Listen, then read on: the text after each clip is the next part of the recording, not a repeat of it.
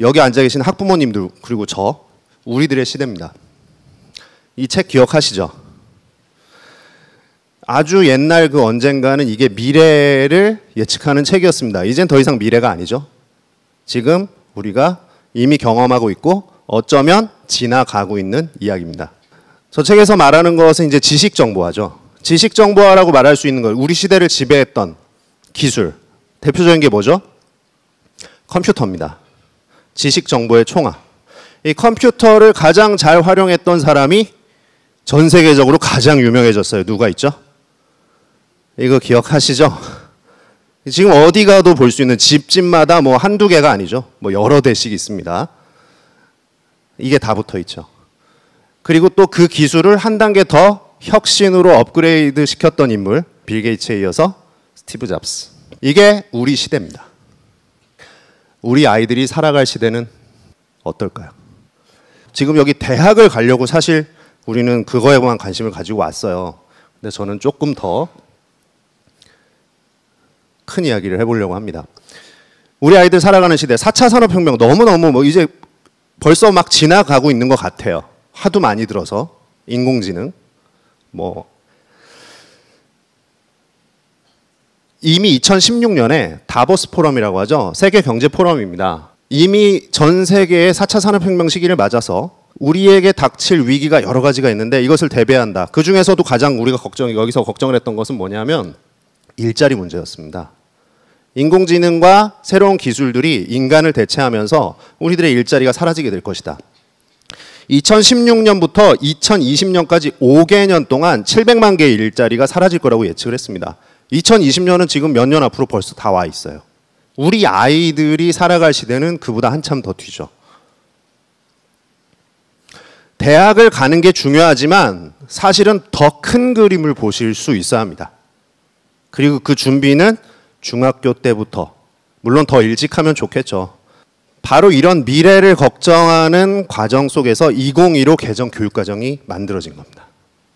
2015 개정교육과정은 사실 2015년이잖아요. 저게 2015년에 확정이 되려면 그보다 훨씬 몇 년 전부터 저게 준비가 된 거예요. 저런 걱정을 미리 한 거죠. 그래서 2015 개정교육과정이 만들어진 배경을 보면 지식과 사회가 변화하고 있다. 그럼 우리가 교실에서 계속 같은 것만 가르쳐가지고는 우리 아이들을 대비시킬 수 없다는 거였어요. 그래서 뭘 바꿔야 되냐면 수업을 바꿔야 아이들이 바뀌지 않겠냐. 수업 시간에 계속 주입만 하고 암기만 시켜가지고는 이 다변화하는 세상에 직업이 하루아침에도 생겼다 없어지는 이 세상에 아이들이 대처할 수 없다. 암기만 가지고선 뭘 할 수 있느냐라는 겁니다. 그래서 수업을 바꾸자고 했어요. 근데 수업을 바꿀 수 없다라는 겁니다. 왜? 입시가 그대로인데 수업을 어떻게 바꾸냐는 거죠. 입시는 수능 문제를 계속해서 풀으라고 강요하고 있는데 수업을 바꿀 수 없다. 우리 문제를 계속 풀어야 된다는 겁니다. 그럼 수업을 바꾸려면 입시를 바꿔야 된다. 그래서 그래 입시를 바꾸는 거 좋다. 근데 입시를 그냥 바꿀 수는 없어요. 왜냐하면 기존의 교육 과정 자체가 중학교, 고등학교를 거쳐서 올라오는 과정 자체가 문제를 푸는 데 집중하게 만들어져 있어요. 그래서 교육 과정을 안 바꾸면 입시를 바꿀 수 없는 겁니다. 그러면 입시를 바꾸기 위해서는 그보다 먼저 교육 과정을 바꿔야 된다. 그래서 2015 개정 교육 과정이 만들어지게 된 겁니다. 2015 개정 교육 과정은 시작이 됐나요? 안 됐나요? 시작이 됐죠. 지금 이미 현재 고등학교 1학년 학생들부터 적용이 됐습니다. 2015 개정 교육 과정의 목표는 창의, 융합형, 미래 인재를 양성하는 거예요. 아까 보셨던 그 배경을 가지고 있습니다. 그래서 이 2015 개정 교육 과정에는 기존의 지식을 암기하는 것만 가지고는 한계가 있다는 겁니다. 지식이 뭐 틀렸다는 건 아니고 암기를 하지 말고 그것을 어떻게 활용하냐가 중요한 세상이죠. 그래서 2015 개정 교육 과정에서는 학생들의 역량을 길러주는 데 집중을 하게 됩니다. 2015 개정 교육 과정에서 목표로 한 바른 인성을 갖춘 창의 융합형 인재라는 것은 그렇게 나오죠. 그래서 이런 학생을 만들려면 이렇게 4가지가 준비된 학생을 만들면 된다라고 명시를 하고 있어요. 그래서 이런 4가지 역량을 갖춘 학생들을 갖추려면 구체적으로 6가지 역량이 필요한데 지금 보시는 것처럼 이 6가지 역량이 골고루 있어야 된다는 겁니다. 그러면은 자주적인 더불어 사는 창의적인 교양이 있는 사람이 될 수 있다는 거죠. 그래서 6가지 역량을 키워주려면 수업을 어떻게 하면 좋을까 고민을 한 거예요. 그래서 나오게 된 게 바로 이런 것들입니다. 사탐만 공부하고 과탐만 공부해서는 융합형 인재를 길러낼 수 없다. 그래서 문이과 구분을 없애자. 그리고 공통 과목을 도입해서 융합적으로 기초적으로 해야 될 모든 소양을 다 갖추도록 하자. 그리고 선택 과목 다양화. 하나씩 보시죠. 인문학과 과학기술을 융합시켜야 된다. 그래서 나온 게 국수형 한국사, 특히 통합사회와 통합과학이라는 과목이 나오는 겁니다. 그래서 모든 학생들에게 사회과학을 골고루 가르쳐서 융합형 인재를 만들자. 지금은 고등학교 1학년, 지금 고등학교 2학년 학생들까지는 문이과가 엄격하게 잘 구분이 되어 있었죠. 그리고 수능에서도 지금 고등학교 1학년 학생까지는 사회탐구, 문과 학생은 사회탐구 2개, 자연계열 학생은 과학탐구 2개만 선택을 하면 되게 되어 있습니다. 그런데 그것이 바뀌게 되는 거예요. 그리고 미래 창의 융합형 인재는 자기 관리를 잘할 수 있는 인재여야 돼요. 그러려면은 누군가가 대신해서 선택을 해주면 안 됩니다.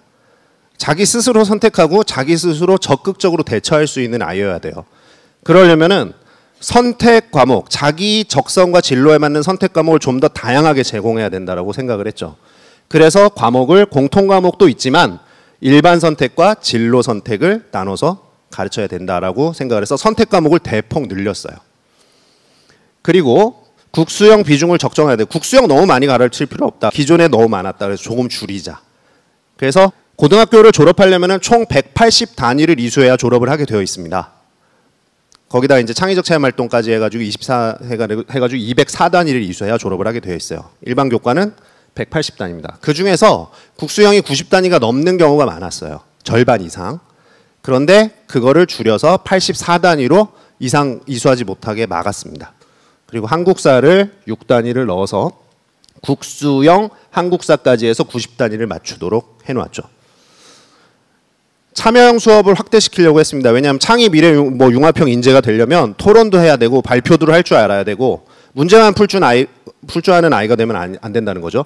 그래서 이렇게 하기 위해서는 이런 수업을 해야 된다라는 겁니다. 이게 이미 10년 전부터 계획돼 가지고 나온 거예요. 이것들이 키워드라고 보시면 됩니다. 이것이 지금 우리 학생들이 지금 중학교 1학년, 2학년, 3학년에 있는 학생들이 고등학교에 올라오면 경험하게 될 교육 과정이고 그리고 10년, 20년, 30년 후의 미래를 대비해야 할 그러한 방향이에요. 대학에 가는 거는 당장 몇 년 후일지 모르지만 사실은 대학에 가는 걸로 끝나는 게 아니죠. 생각을 해보세요. 대학에 가는 게 일단 문제풀이 잘해가지고 공정하게 줄 세워가지고 거기 순서대로 끊어가지고서는 그대로 하는 게 공정한 거면 여기 앉아 계신 분들의 모든 연봉은 학력고사 또는 수능 보셨습니다. 그 점수대로 받아야죠. 그게 공정하지 않나요? 그래서 이런 과목 구성을 만들어 놨습니다. 그래서 공통 과목은 주로 고등학교 1학년에 편성하게 만들어 놨어요. 이거는 모두 공통으로 배워야 됩니다. 왜냐하면 국어, 수학, 영어, 한국사는 기초 과목이고 그리고 사회 과학입니다. 그래서 국수, 영, 사, 과. 이 기초가 되는 과목들은 공통 과목을 이수해야 그 다음에 선택 과목을 이수할 수 있습니다. 그래서 공통 과목을 무조건 1학년 때 다 배워놔야 2, 3학년 때 선택 과목을 이수할 수 있게끔 구조를 만들어 놨어요. 선택 과목은 두 종류가 있는데요. 일반 선택이 있고 그 다음에 진로 선택이 있습니다. 아무래도 진로 선택 과목은 일반 선택 과목을 한번 듣고 조금 더 심화된 과정을 이어서 배우게 되어 있는 겁니다. 그래서 진로에 맞는, 진학하게 될 학과에 맞는 과목들을 골라가지고 듣게 되어 있죠. 여기 지금 노란색으로 표시되어 있는 것들은 수능에 출제되는 과목들이에요. 그래서 진로 선택 과목들 중에서도 기하와 과학 2가 수능에 출제된다 그래서 사실은 말이 많았죠. 일반 선택 중에서만 수능에 출제하는 게 맞는데 너무 깊은 거를 수능에 출제하는 거 아니냐. 그래서 근데 어쨌든 이렇게 지금 노란색 과목으로 수능은 결정이 났습니다. 특히 진로 선택 과목은 지금 중3 학생들부터 적용입니다. 2022. 성취도 평가를 제공하게 되어 있어요. 이번에 발표했죠. 성취도 평가라는 거는 절대 평가입니다. 쉽게 말씀드리면 모든 학생들을 줄 세워서 등수로 끊는 것이 아니고요. 모든 학생들이 다 A를 받아도 별 문제가 없는 절대 평가 체제죠. 학생들이 성취만 하면 모두 점수를 다 주는 겁니다. 근데 성취가 안 됐으면 B를 받을 수도 있고 C를 받을 수도 있습니다. 그 성취 정도에 따라서 A, B, C, D, E 이렇게 주는 게 성취도 평가예요. 진로 선택 과목은 실제로 이 성취도 평가의 A, B, C, D, E 점수를 대학에 제공하겠다는 겁니다. 앞에 있는 공통 과목과 일반 선택 과목은 상대 평가로 석차를 매겨서 비율로 끊습니다. 그래서 등급을 제공을 하고요. 이것들은 그렇게 하지 않습니다. 이따가 다시 자세히 보여드리도록 할게요. 그리고 특히 이 진로 선택 과목은 학생부 종합전형에 진학을 할 학생들이라면 대학에서 교수들이나 입학사정관들이 이 학생 우리 과에 오려면 아마 이런 과목들은 한번 들었어야 할 텐데 라고 인상 깊게 볼 과목들이 될 거라는 거죠. 그래서 전공 적합성이 중요한 그런 과목들이 될 수 있어요. 그래서 자신이 진로가 명확한 학생들은 저런 과목들을 미리 잘 선택해서 듣는다면 그 과목 선택 자체가 대학 입시에서 이미 유리해질 수 있게 된다는 겁니다. 이것이 2015 개정교육과정의 처음에 짤 때의 구조예요. 그리고 그게 앞으로도 지속적으로 점점 더 적용되어 갈 계획입니다. 과목 선택이 이제 점점 중요하게 되는데 뒤에 다른 과목들도 보시죠. 체육, 예술, 생활, 교양입니다.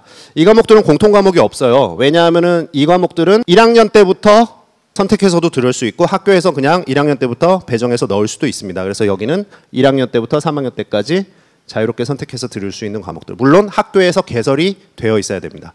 모든 걸 대학에서 수강 신청하는 것처럼 자유롭게 지금 그렇게 되어 있진 않아요. 그게 이제 고교 학점제인데요. 고교 학점제가 완전히 지금 전면 실시가 아니기 때문에 학교에서는 일부 선택의 제한이 있을 수 있습니다. 학교마다 다 다양하고 다를 거고요. 그래서 이러한 과목들, 여기 제2외국어는 수능에 출제가 되죠. 그러나 이제 절대평가로 전환이 됐죠. 이걸 보시면 아시겠지만 공통 과목보다는 선택 과목이 굉장히 많아요. 물론 공통 과목을 기본적으로 많이 이수를 하게끔은 되어 있습니다. 그래서 교과 선택을 대단히 강조를 하고 있는데 이 선택 과목이 왜 중요하냐면 각 대학들이 학생부 종합전형으로 평가하는 데 있어서 4가지 역량을 강조를 합니다. 주로 4가지 역량 중에서 그래도 가장 점수 비중이 저 중에 높은 과목이 있어요. 똑같이 25%씩 반영하는 거 아닙니다. 대부분의 대학에서는 저 중에서 제일로 치는 것은 전공 적합성을 대부분 제일로 쳐요. 서울대는 아닙니다. 서울대는 아닌데 나머지 대학들은 대부분 전공 적합성이 한 30%에서 35% 정도의 비율로 전체에서 차지하는 비중이 꽤 커요. 여기서 강조하는 것은 전공 관련 교과목 이수 여부를 평가를 한다는 겁니다. 그리고 관심과 이해, 그리고 활동 경험. 그렇기 때문에 아까 활동 중에 뭐 동아리 활동이 중요하다고 했나요? 아니면 봉사활동이 중요하다고 했나요? 아니면 수업이 중요하다고 했나요? 수업입니다. 그래서 그 수업을 들었니? 그리고 그 수업을 어떻게 들었니? 듣기만 한 것이 아니라 활동도 했니? 수업 시간에. 이거를 집중해서 보겠다라는 겁니다. 그렇기 때문에 그 수업을 선택하는 것 자체가 이제는 예전보다는 더 중요해질 수 있다. 왜냐하면은 대학들은 이제 2015 개정교육과정의 시작과 동시에 학생들의 선택권이 더 넓어졌다는 걸 인식을 하고 있어요. 그렇기 때문에 선택했어야 하지 않을까라는 생각을 이전보다 더 한다는 거죠. 그래서 그 부분이 반영이 됩니다. 그래서 실제로 과목 선택을 그럼 학생들이 나는 뭐 경영학과를 가려고 그러는데 그럼 어느 과목을 들어야 돼? 잘 모르잖아요. 그래서 가이드북이 이미 다 나와 있어요. 교육부에서 나와 있는 가이드북입니다. 올해 나온 거고요. 각 교육청에서도 이런 선택 과목 가이드북이 지금 다 나와 있습니다. 그래서 이 가이드북을 보시면 교육부 거를 살짝 들어가 보면 의학 계열을 지원하려는 학생은 의학 계열은 이런 특징을 가지고 있다. 이거 밑에 이 내용을 이제 보면 그래서 진로 선택 과목은 이런 과목을 듣는 것이 좋다. 의대를 지원할 친구들 이런 거 들으라는 겁니다. 그리고 한의학과, 수의학과 갈 친구들은 이런 과목을 고등학교 때 미리 선택해서 듣고 오면 조금 더 평가도 유리할 수 있고 대학에서도 도움이 많이 될 것이다 라는 거죠. 그리고 대학교의 커리큘럼을 같이 소개하고 있습니다. 이게 고교 교육과정과 대학 교육과정을 연계시키는 거예요. 그래서 고등학교의 기초적인 과목을 이수를 하고 대학교에 와서 좀 더 지적 호기심을 넓히는 그런 공부를 해라라는 뜻입니다. 이런 것들을 미리 들여다보라라는 겁니다. 그래서 중학교 때에도 지금부터 고민해 보실 수 있어요. 이미 아이들은 특징들을 다 가지고 있습니다.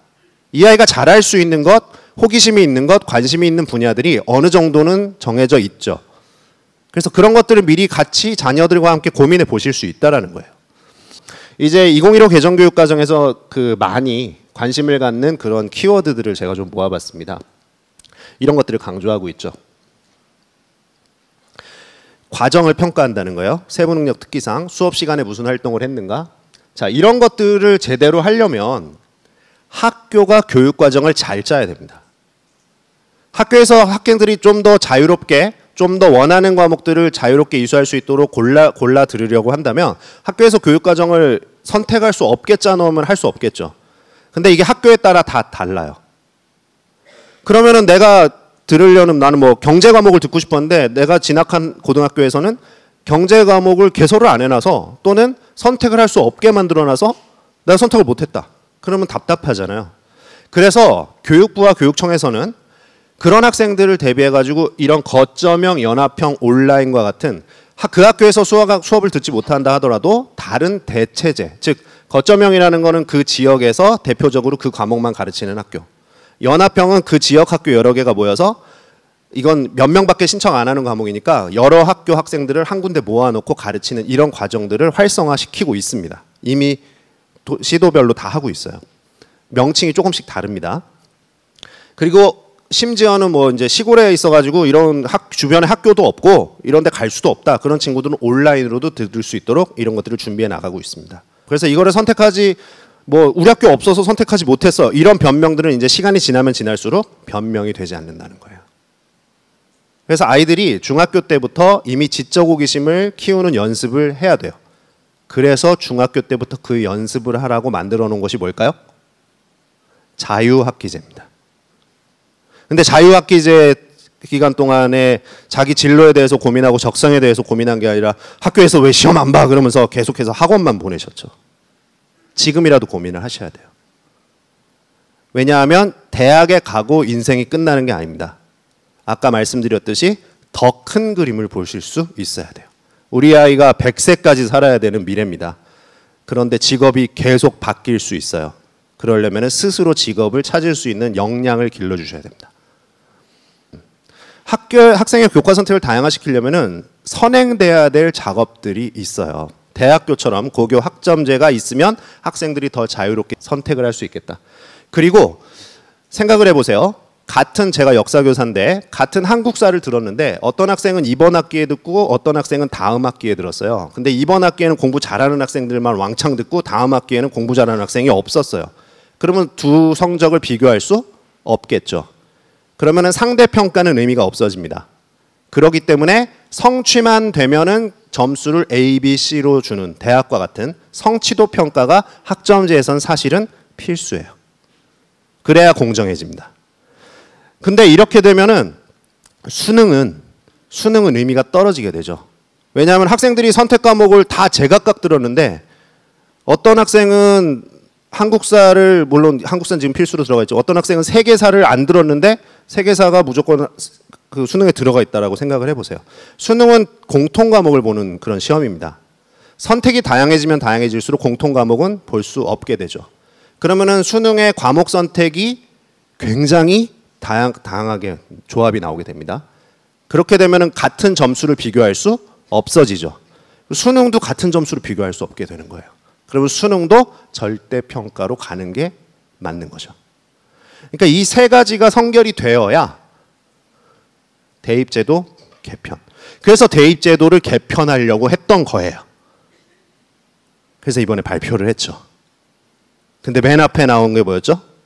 정시 확대. 그래서 이 흐름을 보셔야 돼요. 그러면 정시가 확대되면서 이 흐름은 멈출 수 있을까요? 없을까요?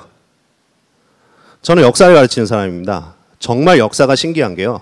매일 반복됩니다. 매일은 아니고 일정한 주기를 두고 정말 반복이 돼요. 이 세 가지가 성결되어야 이런 것들이 원활하게 가능해지는 것이다 라는 큰 그림을 보셔야 돼요. 이것이 뭐 지금 당장 된다 안 된다 그게 중요한 게 아닙니다. 방향이 이쪽으로 가고 있어요.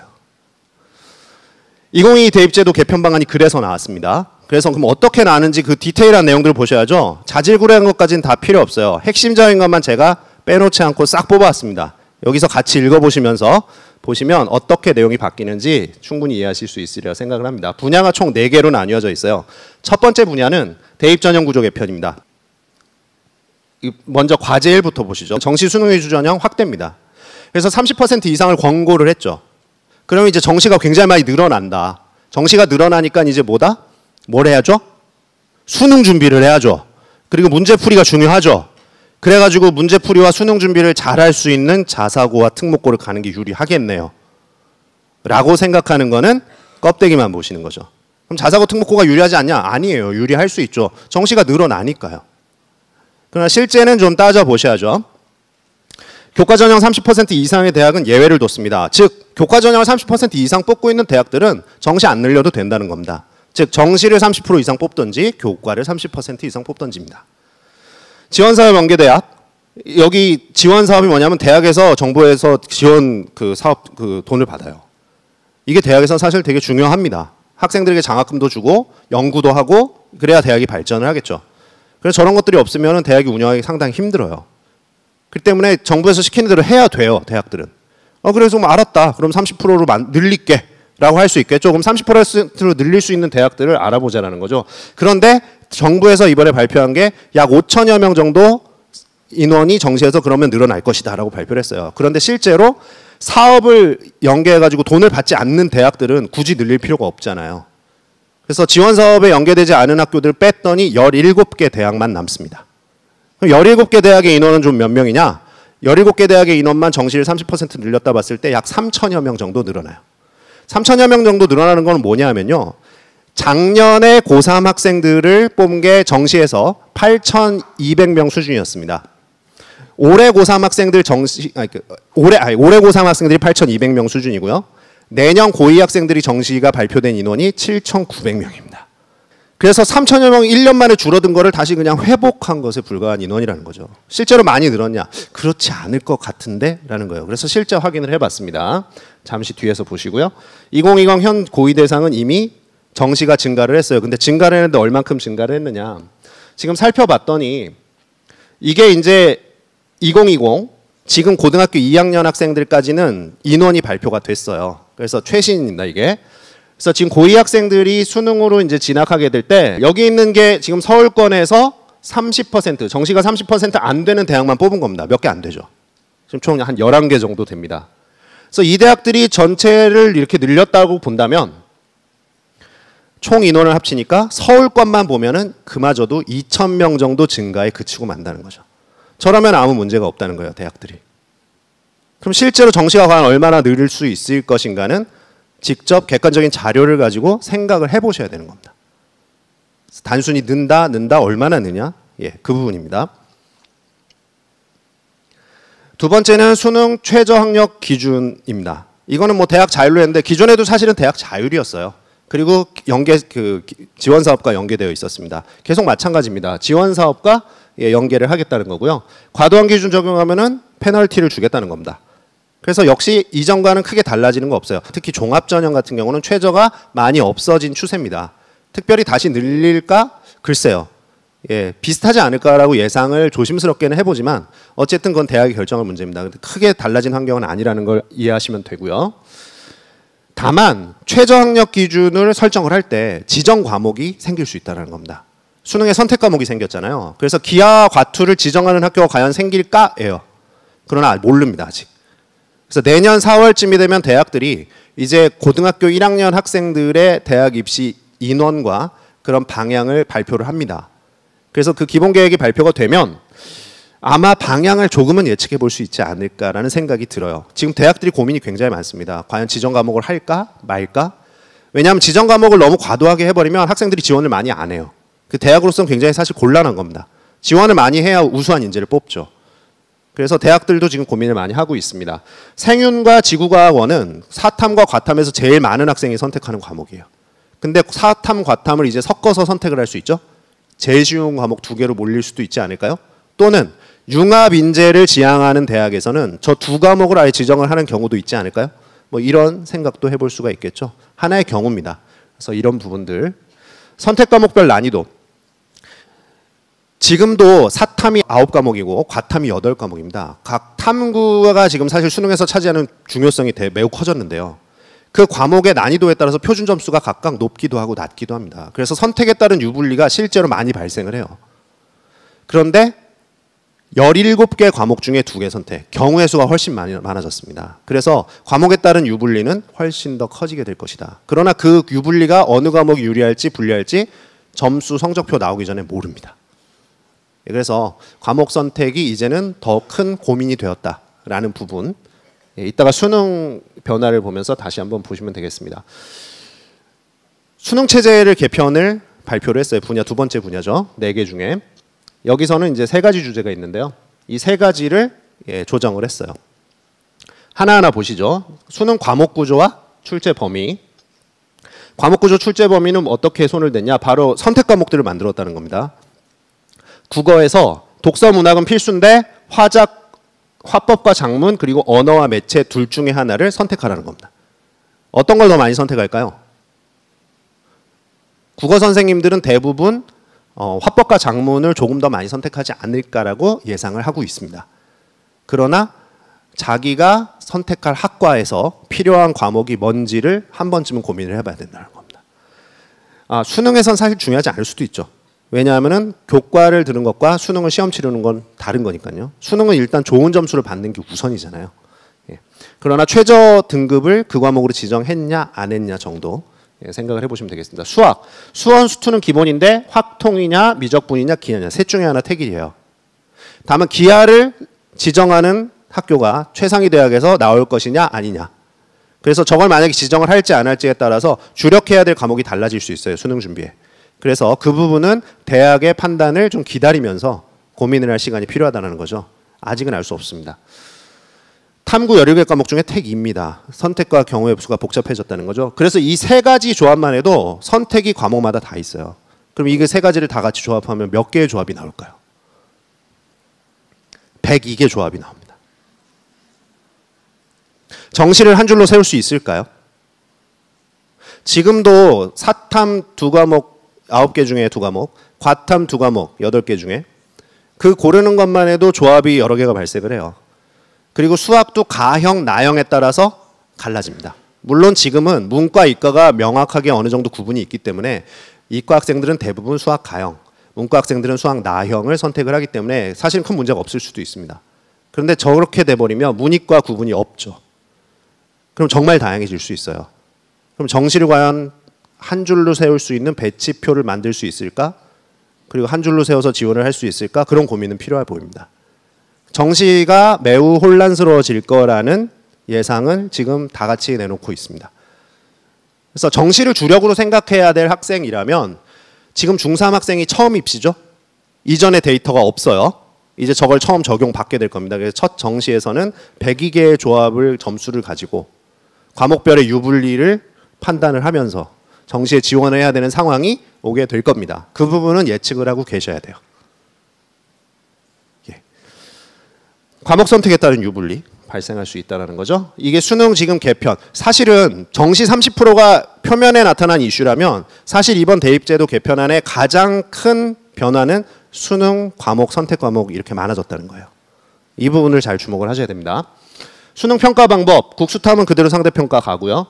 영어 한국사는 이미 절대평가로 치르고 있습니다. 작년부터 영어 절대평가가 도입됐죠.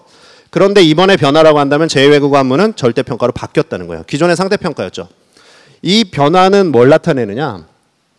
이 뒤에서 다시 보겠지만 제2외국어가 절대평가가 되면 사회탐구, 과학탐구의 탐구 과목은 상대평가고 제2외국어는 절대평가라면 두 개의 시험 체제는 전혀 다른 체제입니다.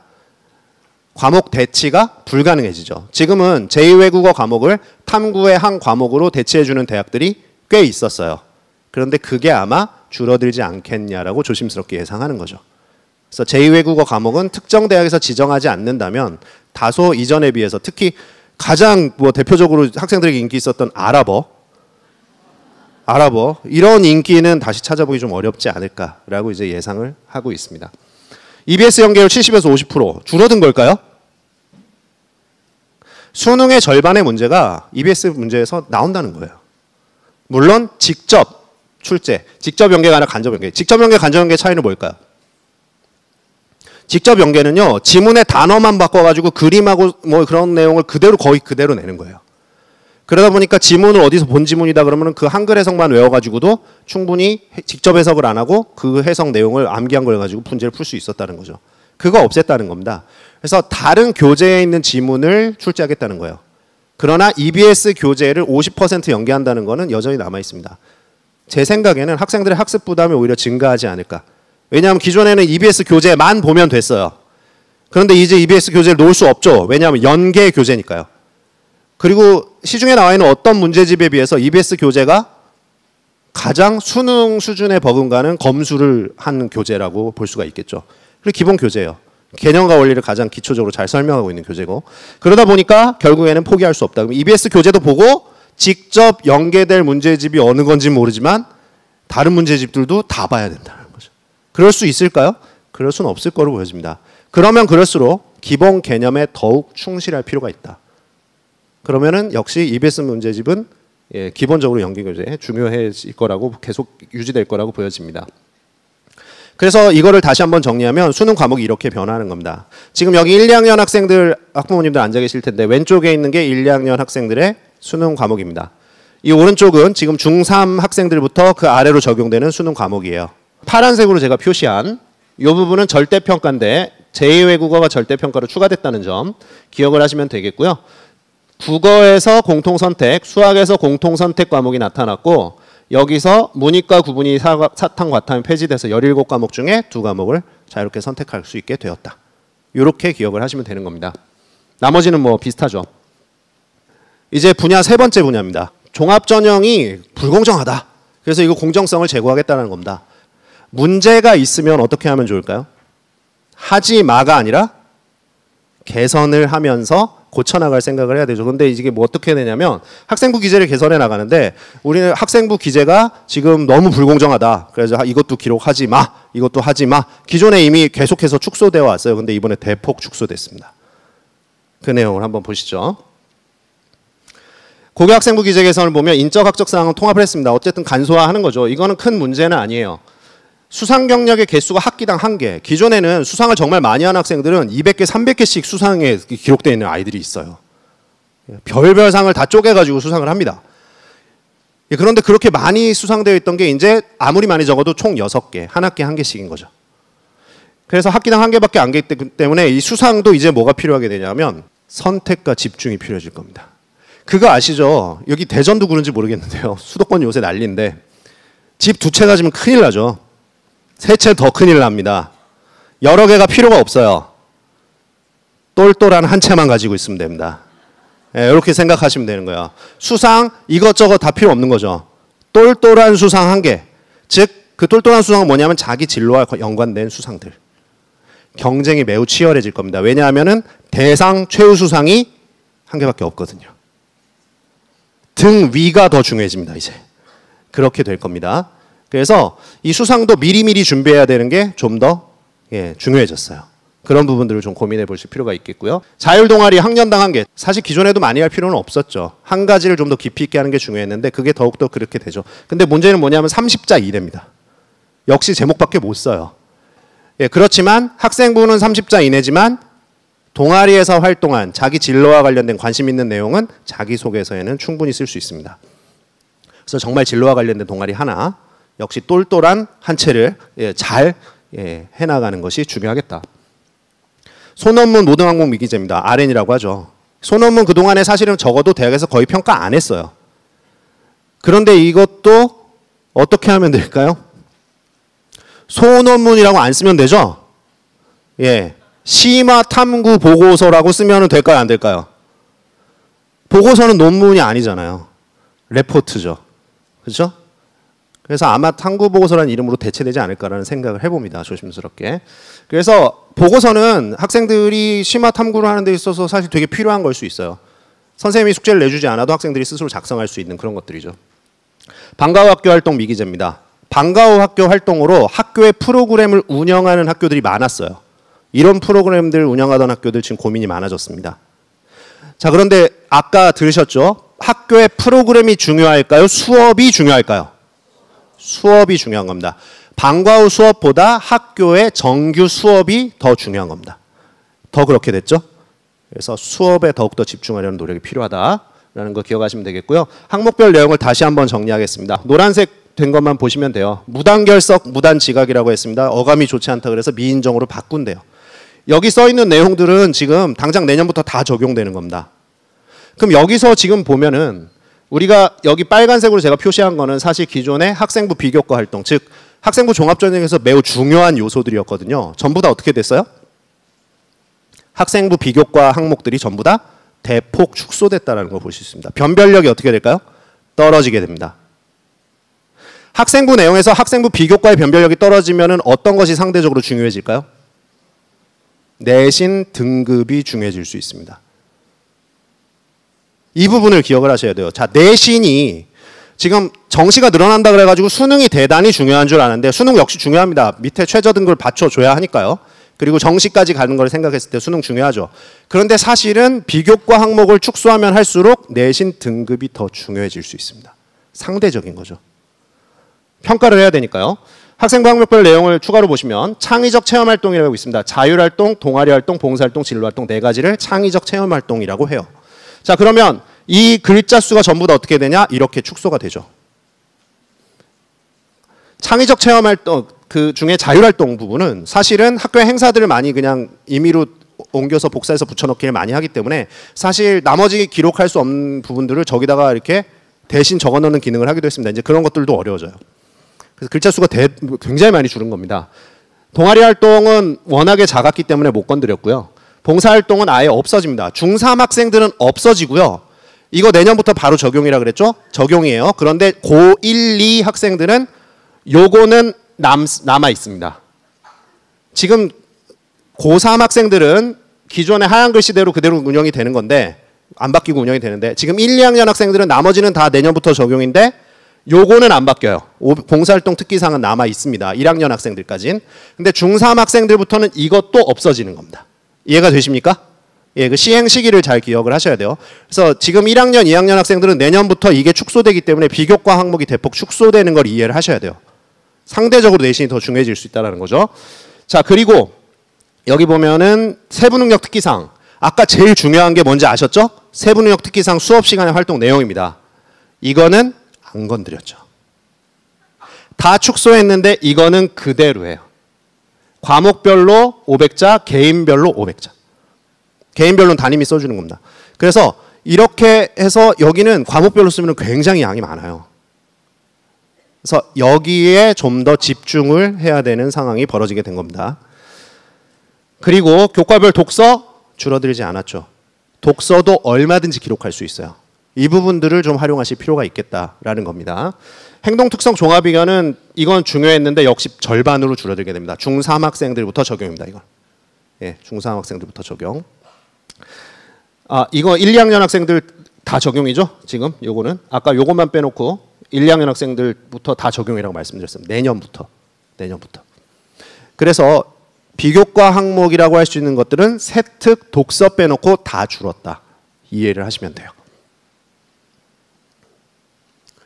학생부 기재 개선입니다. 아까 글자 수 줄어든 거예요. 총 4,000자에서 2,200자, 거의 절반으로 줄어들었다는 걸 이해하시면 되고요. 봉사활동 특기사항은 없어졌다라는 거죠. 자소서 1, 2번은 통합되고 3, 4번 800자 이내. 3, 4번은 원래 800자 정도만 쓰면 되는 항목이었습니다. 예, 그러니까 별 문제 없고요. 1, 2번도 사실은 주제가 거의 같은 내용이에요. 그래서 한 3, 4가지 주제를 쓸 수 있었던 것이 2, 3가지 주제를 쓸 수 있는 걸로 줄어들었다라는 겁니다. 즉 활동도 여러 가지 활동을 너무 많이 하는 것보다는 좀 더 제대로 된 활동을 깊이 있게 집중해서 하는 것이 더 좋겠다라는 것이 앞으로의 흐름이고요. 교사 추천선 폐지됐고요. 평가 기준을 공개해서 고교 유형 어떤 학교가 많이 붙었는지 자사고, 특목고, 일반고, 지역 정보 어느 지역에서 많이 붙었는지 공시를 대학에서 하게끔 마련을 할 거고요. 회피제척 입학사정관들 관련자들 평가에서 배제, 외부위원, 공정성위원회에 외부위원을 참여시켜서 공정성을 검토하겠다는 겁니다. 이렇게 해서 학생부 전형의 여러 가지 학부모님들 걱정하시는 부분들을 해결하겠다는 거죠. 대학 정보가 격차가 너무 많아서 불공정하다. 그래서 이런 것들을 좀 강조하겠다는 겁니다. 사실은 기존에 다 있던 것들입니다. 예, 근데 이제 횟수나 이런 것들이 좀 더 많이 늘어나고 학부모님들께 좀 더 가까이 다가가게 될 것 같습니다. 대학별 고사를 조금 더 개선해서 학생들에게 좀 더 부담을 줄여주도록 하겠다라는 거죠. 그래서 학생부 기반 면접이라는 거는 재심은 따로 주지 않겠다는 거예요. 면접에서 어려운 재심은 줘가지고 읽지도 못하게 만드는 대학들이 있거든요. 그런 것들 하지 말고 학생부 직접 확인해라. 그리고 블라인드 면접. 학생 이름이나 어떤 뭐 교복 같은 걸 입고 가서 그 교복을 입고 왔는데 교복이 한복이에요. 예, 그런 학교 있죠. 예, 딱 한복 교복 입고 들어가면 예, 그걸로 뭐 이렇게 예, 그런 거를 막겠다는 거죠. 그래서 심지어 어떤 대학들은 이미 올해부터 많이 실시가 돼요. 올해부터. 그래서 뭐 교복을 입고 온 아이들은 뭐 가운을 따로 입혀가지고 들여보낸다든지 예, 이런 것들을 예, 수험번호, 이름, 예, 교복 이런 것들을 차단을 하겠다는 겁니다. 면접 볼 때. 자, 수시 적성고사를 폐지하겠다. 적성고사 폐지죠. 그리고 논술은 축소시키겠다는 겁니다. 적성고사와 논술은 사실은 수시에서 내신을 잘 못 받은 학생들의 패자부활전 성격을 가진 그런 전형이었어요. 근데 적성은 아예 없어지고 논술이 축소가 된다면 수시에서는 뭐만 남게 되죠? 학생부 전형만 남게 됩니다. 내신만 남게 된다는 겁니다. 그래서 이 학생들은 정시로 결국에는 넘어가게 될 수밖에 없는 그런 상황이 펼쳐질 수 있다. 즉 앞으로의 입시가 어떻게 되리라는 게 좀 느낌이 오십니까? 여러 가지 전형이 그동안 다양했다면 중학교 3학년들이 치르게 될 입시에서는 학생부 전형과 정시 전형으로 완전히 갈리는 이원화 현상이 크게 좀 더 벌어지게 될 것이다. 그 부분들을 좀 이해를 하실 필요가 있습니다. 고교교육 혁신 방향을 같이 발표를 했어요. 학점제 도입을 이렇게 하겠다, 체제 개편하겠다. 당장 못하니까 단계를 제시를 합니다. 제가 이거 좀 신경 써서 만든 건데요. 이거는 초등학교 3학년 학생들까지 적용되는 거니까 주변에 가서 보여주세요. 이렇게 바뀔 거래. 그러면서 그러면은 아마 예 굉장히 이런 뭐 이렇게. 근데 이 중에는 제가 좀 예상한 것도 있어요. 아직은 정확하지 않은 부분도 있을 수 있습니다. 그래서 좀 조심하셔야 되는, 특히 노란색으로 써 있는 건 그냥 제가 예상을 하고 있는 거니까 아직 정확한 게 아니고요. 1단계, 2단계, 3단계 로드맵을 학점제 이렇게 해서 3단계, 즉 지금의 초등학교 3학년이 고등학교 입학할 때 학점제를 전격 도입하겠다는 겁니다. 예, 저는 좀 개인적으로 아쉬움을 갖고 저희 아들이 초등학교 4학년이거든요.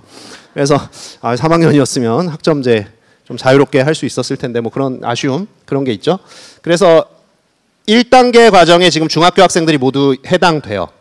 그래서 여기서는 뭐 특별한 변화는 없습니다. 2022 대입제도 개편이 지금 설명드리는 게 그대로 적용된다는 점, 그리고 진로 선택 과목의 성취평가제가 적용될 거라는 점, 그 두 가지가 가장 큰 변화입니다.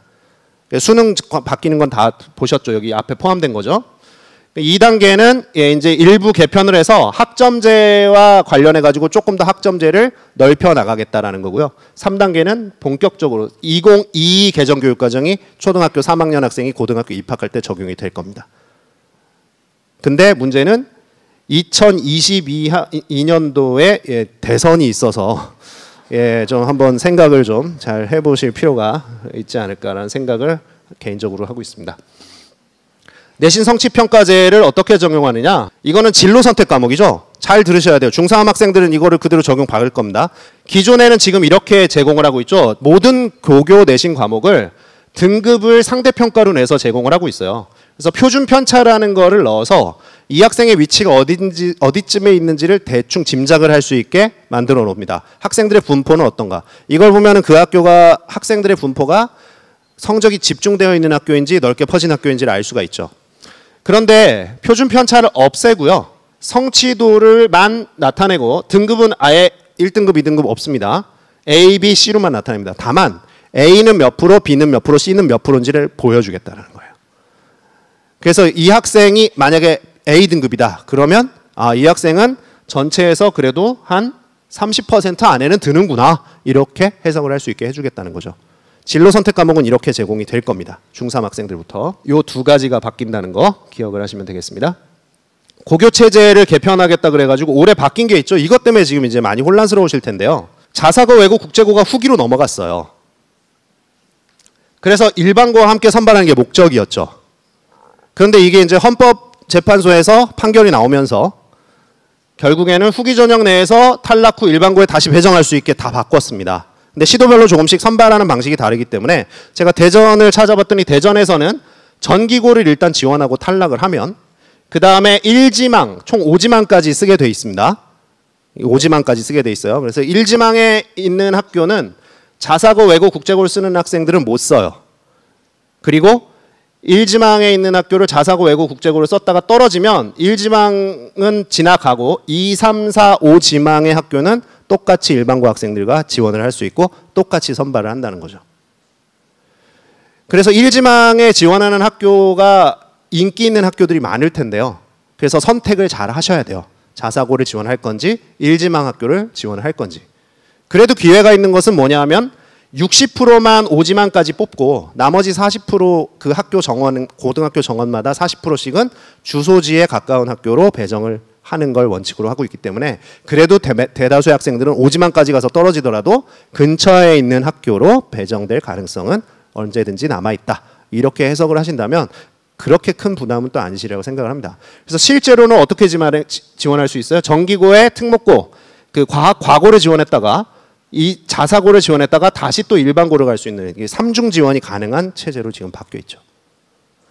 그래서 이게 과연 자사고, 외고, 국제고 지원 학생들에게 페널티를 준 건지 어드밴티지를 준 건지 사실 좀 애매한 그런 부분이 있습니다. 그렇게 지원하시면 될 것 같고요. 일반고 단계적으로 전환시키겠대요. 자발적으로 전환을 유도하고 행정적 지원을 하겠답니다.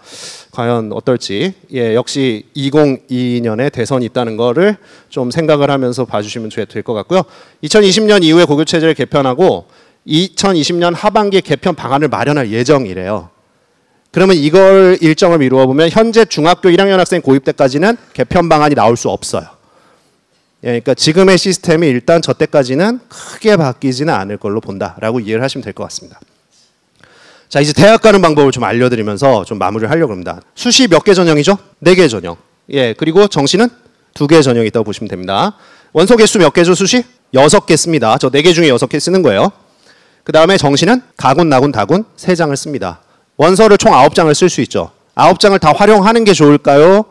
활용하지 않는 게 좋을까요? 활용하지 않는 게 좋겠죠. 6장에서 끝내시는 게 좋은 겁니다. 특히 재학생들은 그렇습니다. 비율을 좀 살펴보면 지금 고등학교 2학년 학생 대상입니다. 여기까지만 발표됐어요. 1학년 학생은 아직 인원이나 비율이 발표되지 않았습니다. 그래서 이렇게 비율이 됩니다. 압도적으로 어디가 많다? 수시가 많다. 수시 중에서도 어디가 많다? 학생부 전형이 대부분이다라는 걸 알 수 있죠. 66% 전체에서 70%입니다. 학생부 전형이. 그리고 수능 전형은 전체에서 약 20% 정도이다. 이제 내년부터 정시가 조금씩은 늘어날 것 같습니다. 더. 그러나 큰 폭은 아니리라고 예상을 합니다. 수시 전형이 일단 많고요. 아까 다 보여드렸던 거예요. 아까 15개 대학 어딘지 궁금하셨죠? 요 대학들입니다. 앞에 제목 한번 보시면 아실 수 있겠죠? 다 종합 전형으로 주로 선발을 해요. 그리고 논술 전형도 이 대학들은 상당히 선발을 한다. 그리고 특기자 전형이죠. 상위 7개 대학은 특기자 전형도 많다. 서울하고 인천만 좀 이렇게 특이한 걸 보실 수가 있습니다. 전국의 지역별로 나눴는데요. 나머지 대부분의 전국은 파란색, 즉 교과 전형이 대다수를 이루고 있는데 반해서 서울과 인천 지역에 있는 학교들은 종합 전형이 상대적으로 더 많다.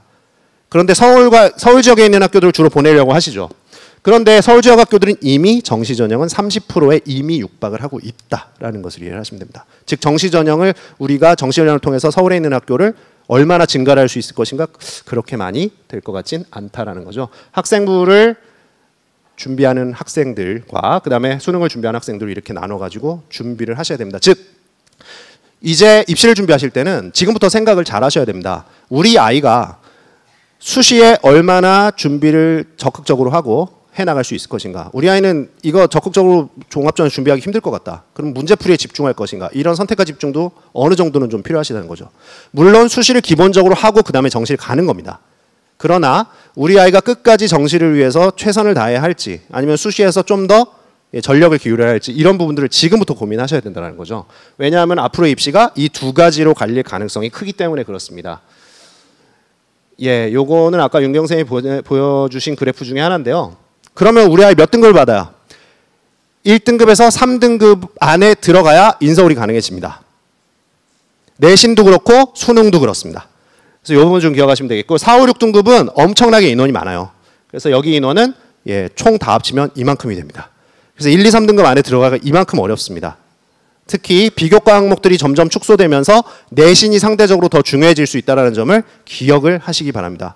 고등학교를 지원하실 때도 이런 부분들을 좀 기억하실 필요가 있어요. 여기도 들어가기 매우 어려운 구간입니다. 분명 되지 않는 구간. 네. 매년 수능에 지원하는 패턴을 보면 6월 모평, 9월 모평, 수능 이렇게 되거든요. 3개년치를 가져왔는데요. 재학생들은 수능 때 응시 인원이 줄어드는 데 반해서 재수생들은 응시 인원이 갑자기 늘어나죠. 얘들 무서운 아이들입니다. 대학교 잘 다니다가 수능 보는 날 나타나는 아이들이죠. 그리고 절에 들어가서 머리 깎고 있다 나타나는 친구들도 있습니다. 6월, 9월은 안 보고 수능 때만 나타나는 이 친구들. 어떤 친구들이죠? 예, 서울대 다니다 온 친구들, 연대 다니다 온 친구들. 예, 의대 가려고, 서울대 가려고. 그래서 이 친구들이 갑자기 나타나기 때문에 제 학생들은 고등학교 3학년 처음 올라가서 3월 모의고사를 97% 받은 학생이 평균을 내봤더니 수능 때는 92%로 떨어지더라. 즉 제 학생들이 정시를 이겨내기가 이렇게 힘듭니다. 그래서 정시에 제 학생들이 합격하고 졸업생이 합격하는 비율을 살펴보면 졸업생이 정시에는 몇 프로 합격할까요? 제가 서울에 있는 아까 상위권 7개 대학 중에 한 입학사정관님께 물어봤더니 약 70% 정도. 예, 졸업생들이 차지하고 있습니다. 즉 재학생들이 그만큼 정시로 바로 가는 게 어려워요.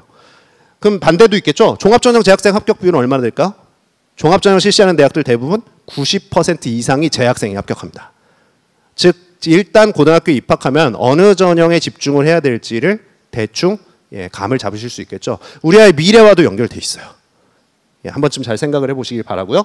재학생들은 수시가 유리하고 졸업생은 정시가 유리한 게 현재 입시의 시스템이고 앞으로 2022 개편 과정을 거치고 나서도 크게 이 부분은 바뀌지 않을 것이다. 종합전형이 줄어들 것인가? 아니다. 그렇지 않다라는 겁니다. 이제 아이들을 생각을 해보시기 바랍니다. 어느 학교를 갈 것이냐가 중요한 게 아니고요. 고등학교 자사고냐 일반고냐가 중요한 것이 아닙니다. 우리 아이를 보셔야 돼요. 우리 아이가 학종형이냐 수능형이냐 이 부분도 한 번쯤 생각을 해보셔야 된다는 거죠. 자, 한번 볼까요? 학종형은요. 학생부 학교 수업의 중심을 두고 공부를 하게 됩니다. 수능형은요. 문제만 잘 풀면 돼요. 문제풀이 중심입니다. 학종형은 이런 수업 방법이 중요합니다. 수업에 참여하는 게 중요합니다. 여기는 문제풀이만 잘하면 됩니다. 학종형은 내신을 중심으로 여기게 되어 있고요. 수능형 학교, 특히 수능을 중심으로 하는 학교들이 있어요. 수능으로 대부분 대학을 보내는 학교들이 있습니다. 이런 학교들은 내신을 학생들이 빨리 포기하게 됩니다. 왜냐하면 다 열심히 하기 때문에 내신 따기가 힘들거든요. 빨리 포기를 하는 경우가 더 많아요. 학종형 학생은 과목 선택을 진로 적성을 고려해가지고 선택 과목 아까 보셨죠? 일반 선택, 진로 선택, 선택 과목을 하게 될 겁니다. 그런데 수능형으로 공부하는 학생들은 점수에 유리한 과목을 선택을 하게 될 겁니다. 학종형 학생은 프로그램, 학교 프로그램에 잘 참여하는 것보다 뭐가 더 중요하다고요? 수업 시간에 세특 활동에 참여하는 게 훨씬 중요합니다. 그런데 이 학생들은 수업 시간에 활동에 참여할 필요가 별로 없죠. 왜냐? 문제만 잘 풀면 돼요. 그래서 활동 안 하고 수업 시간에 계속해서 문제만 풀면 됩니다. 이 학생들은. 학종형은 대학에 지원할 때, 학과에 지원할 때도 진로와 적성을 고려해 지원을 하고요. 이 학생들은 점수를 고려해서 지원을 합니다. 그러면 중간에 대학에 가서 그만두는 확률이 어디가 높을까요? 예, 실제로 대단히 높습니다.